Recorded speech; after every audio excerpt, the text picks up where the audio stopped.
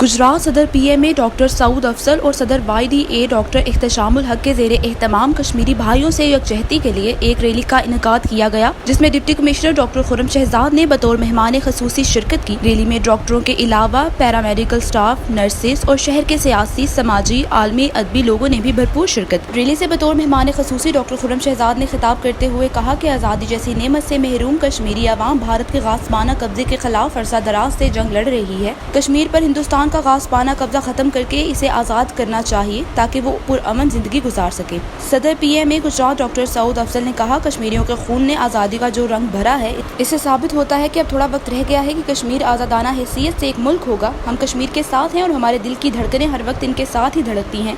Rally से दीगर मुकर्रीन ने भी खिताब किया। आखिर में इस्तेहकाम पाकिस्तान और कश्मीर की आज़ादी के लिए दुआ भी की गई। रिपोर्ट कामरान अब्बास, जज्बा न्यूज़। इमिग्रेशन और तारकीन वतन की खबरों से बाखबर रहने के लिए हमारा YouTube चैनल सब्सक्राइब करें और बेल आइकन को क्लिक करें।